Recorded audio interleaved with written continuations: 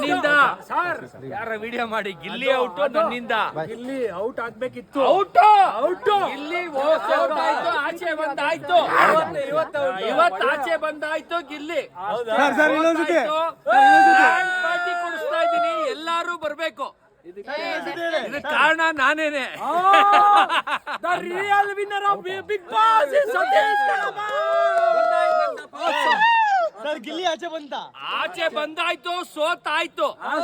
ನಾನು ಹಠ ಬಿದ್ದಿದ್ದೆ, ಅವ್ನ ಆಚೆ ತೆಗಿತೀನಿ ಅಂತ ತೆಗೆದು ಆಯ್ತು. ಅಷ್ಟೇ ತನ ಮಾಡಕ್ಕೂ ಬಂದಿದ್ದಾರೆ. ದೊಡ್ಡ ಕಳ್ಳ ಎಲ್ಲ ತಿನ್ನೋದಲ್ಲ, ಮೈಗಳ್ಳ. ಅಲ್ಲಿ ಏನೇನು ಹುಲಿ ಮೇಲಿದೆ ಅಷ್ಟಕ್ಕಷ್ಟು ಅವನೊಬ್ಬನಲ್ಲೇ ಇರೋದು. ಅಂದ್ರೆ ನಾನು ಅಷ್ಟು ವರ್ಸ್ಟ್ ಮನುಷ್ಯ ಲೈಫಲ್ಲಿ ನೋಡೇ ಇಲ್ಲ. ಅವ್ನ್ ಮದ್ವೆ ಆದ್ರೆ 6 ತಿಂಗಳಿಗೆ ಡೈವರ್ಸ್ ಆಗ್ಬಿಡುತ್ತೆ ಅಂತ ಹೇಳಿದ್ದೆ. ಅಷ್ಟು ಕೆಟ್ಟ ಕ್ಯಾರೆಕ್ಟರ್ನ ಇಷ್ಟು ದಿನ ಇಟ್ಕೊಂಡಿದ್ರು. ಇವಾಗ ಅವನ ಆಚೆ ಬರೋವರೆಗೂ ನಾನು ಬಿಡದೆ ಶಪಥ ಮಾಡಿದ್ದೆ, ಅವನ್ನ ಸೋಲಿಸ್ತೀನಿ ಅಂತ. ಇವತ್ತು ಸೋಲ್ಸಿದ್ದೀನಿ. ಅಲ್ಲಿ ಔಟ್ ಪಾರ್ಟಿ ಅಂತ ಸರ್. ಇವ್ರು ಆಂಧ್ರದಿಂದ ಬಂದಿರೋದು. ಅವ್ರು ನೀವು ಮಧ್ಯ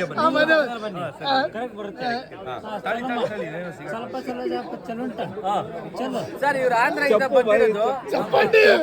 ಅವ್ರಿಗೆ ತುಂಬಾ ಕ್ಲೋಸ್ ಅಲ್ಲ, ಅಲ್ಲಿಂದ ಹುಡ್ಕೊಂಡ್ ಬಂದಿದ್ದಾರೆ. ನೀವು ತೆಲುಗು ಬರ್ತಾರ, ತೆಲುಗು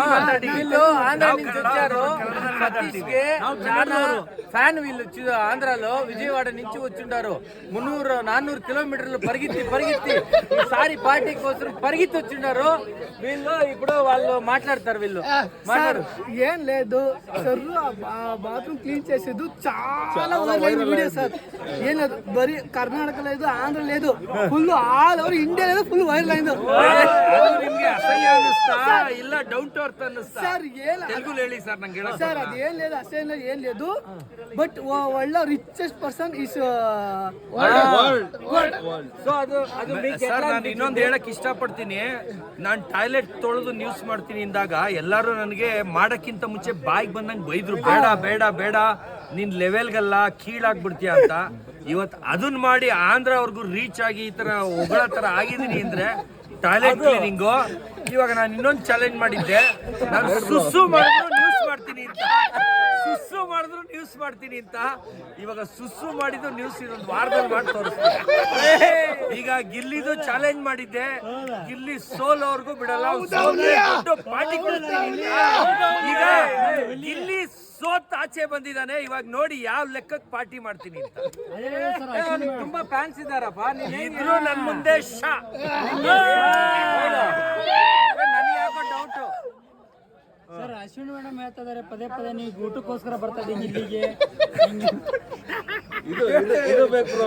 ಅವರು ದುಡ್ಡನ್ನ ನಂಬ್ಕೊಂಡು ಬಂದಿರೋದು, ಅವರು ದುಡ್ಗೋಸ್ಕರ ಬಂದಿರೋದು. ನಾನ್ ದುಡ್ಗೋಸ್ಕರ ಬಂದಿರ್ಲಿಲ್ಲ, ಬರೀ ಹೆಸರು ಮಾಡ್ಕೊಂಡು ಹೋಗೋಸ್ಕರ ಬಂದಿದ್ದು. ಅವರು ಡೇ 1 ಇಂದನೇ ನಾನು ಆಚೆ ಬಂದ್ಮೇಲೆ 30,000 ರೂಪಾಯಿ ಹೋಯ್ತೀನಿ, 30,000 ರೂಪಾಯಿಗೆ ಹೋಯ್ತೀನಿ ಅಂತ ಇದ್ರು. ನಾನು ಒಳಗೆ ಬರಕ್ಕಿಂತ ಮುಂಚೆನೆ 2.5 ಲಕ್ಷಕ್ಕೆ ಹೋಗ್ತಿದ್ದೆ. ಇವಾಗ ಗಿಲ್ಲಿ ಫ್ಯಾನ್ಸ್ ನನಗೆ ಹೊಗಳಿ ಹೊಗಳಿ ಹೊಗಳಿ ಎಲ್ಲ ಮೇಲ್ ತಂದಿರೋದ್ರಿಂದ ಹೊರಗಡೆ ಬಂದು ಏನ್ ಹೇಳ್ತೀರಿ? ಇಲ್ಲ, ಮಾಳು ಒಳ್ಳೆಯವ್ರು ಸರ್. ಮಾಳು ಜೆಂಟ್ಲ್ಮ್ಯಾನ್, ತುಂಬಾ ಒಳ್ಳೆಯವರು. ಆದ್ರೆ ಜೆಂಟ್ಲ್ಮ್ಯಾನ್ ಗಳಿಗೆ ಕಾಲ ಉಳಿಗಾಲ ಇಲ್ಲ. ಅಲ್ಲಿ ಕೆಟ್ಟವ್ರಿಗೆ ಉಳಿಗಾಲ ಇರೋದು. ಅದ್ರಲ್ಲಂತೂ ಗಿಲ್ಲಿ ಅಂತವ್ರಿಗೆ ಇನ್ನೂ ಉಳಿಗಾಲ ಇತ್ತು ಅಂದ್ರೆ ಉಳಿಗಾಲ ಎಂಡ್ ಮಾಡಿದೀನಿ ಈಗ.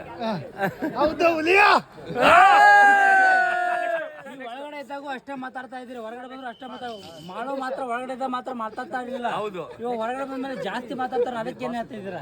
ಇಲ್ಲ, ಅವ್ರಿಗೆ ಏನಾಗಿದೆ, ಒಳ್ಳೆಯವ್ರಿದ್ರೆ ಈಗ ನಾನು ಅವರು ತಪ್ಪು ತಿಳುವಳಿಕೆ ಇತ್ತು, ಒಳ್ಳೆಯವ್ರಿಗೆ ಅಲ್ಲಿ ಉಳಿಗಾಲ ಇದೆ ಅಂತ. ಆದ್ರೆ ಒಳ್ಳೆಯವ್ರ ತನಕ್ಕೆ ಅಲ್ಲಿ ಉಳಿಗಾಲ ಇಲ್ಲ. ಯಾಕಂದ್ರೆ ಮಾಳು ಅವರು ತುಂಬಾ ತುಂಬಾ ಒಳ್ಳೆಯವರು. ನಾನು ತುಂಬಾ ಒಳ್ಳೆಯವನ್ ಅಲ್ದೇ ಇದ್ರು ಒಳ್ಳೆಯವ್ರ ತರ ಆಕ್ಟಿಂಗ್ ಮಾಡಿದೆ. ಕಾಳ ಇಲ್ಲ, ಒಳ್ಳೆಯವ್ರಿಗೆ ಕಾಲ ಇಲ್ಲ, ಅದಕ್ಕೆ ಒಳ್ಳೆಯವರೆಲ್ಲ ಆಚೆ ಬಂದ್ರು. ಆಕ್ಚುಲಿ ಸತೀಶ್ ತರ ಇದ್ದಿದ್ರೆ ಅಲ್ಲಿ ಆದ್ರೆ ತುಂಬಾ ದಿನ ಇರ್ತಾ ಇದ್ರು. ನಾನು ಹಠಕ್ಕೆ ಬಿದ್ರೆ ಅವ್ರು ಯಾವ ದೊಡ್ಡ ಮನುಷ್ಯರು ಆಗಿರ್ಲಿ, ನಾನು ಹಠಕ್ ಬಿದ್ರೆ ಅವ್ರನ್ನ ಆಚೆ ತೆಗಿಯೋರ್ಗೂ ಬಿಡಲ್ಲ. ಇವಾಗ ಯಾರನ್ನ ನಾನು ಏನ್ ಇಟ್ಟಿದ್ದೆ ಅವ್ರನ್ನ ಆಚೆ ತಂದಿದ್ದೀನಿ. ಸೂಪರ್. ಬಿಗ್ ಬಾಸ್ ಅವ್ರು ಕೊಡ್ತಾ ಇರೋದು ಬರೀ 50 ಲಕ್ಷ, ನೀವು ಖರ್ಚು ಮಾಡ್ತಾ ಇರೋದು ವರ್ಷಕ್ಕೆ ತಿಂಗಳಿಗೆ ಬರೀ 1 ಕೋಟಿ. ಸರ್, ನಾನು ದುಡ್ಡು ನಂಬ್ಕೊಂಡು ಹೋಗಿಲ್ಲ. ಗಿಲ್ಲಿಗೆ ಆಚೆ ಸೋತ್ ಬಂದ್ರು ಗೆದ್ದು ಬಂದ್ರು 25,000ದಿಂದ 30,000 ರೂಪಾಯಿ. ನಾನ್ ಬಂದ್ರೆ 2.5 ಲಕ್ಷ ಇತ್ತು. ಗಿಲ್ಲಿ ಫ್ಯಾನ್ಸ್ ಎಷ್ಟು ಬಜಾರ್ ಆಗಿದೆ ಅಂದ್ರೆ ಈಗ 10 ಲಕ್ಷ ರೂಪಾಯಿವರೆಗೂ ಹೋಗ್ತಾ ಇದೀನಿ ಒಂದೊಂದು ಫಂಕ್ಷನ್ಗೆ. ನ್ಯೂ ಇಯರ್ಗೆ 2 ಕಡೆ ಹೋಗಿದ್ದೆ 10 ಲಕ್ಷಕ್ಕೆ 5-5 ಲಕ್ಷ ಒಂದೇ ಒಬ್ರೇನೆ.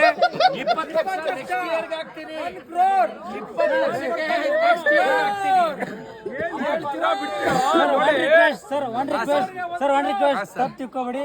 ನೆಕ್ಸ್ಟ್ ಮಂತ್ ನಾನು ಬರ್ತಾಡೆ ಎಷ್ಟು ಲಕ್ಷಕ್ಕೆ ಬರ್ಬೇಕಂತ ₹0 ಬರ್ತೀನಿ. Thank you so much sir.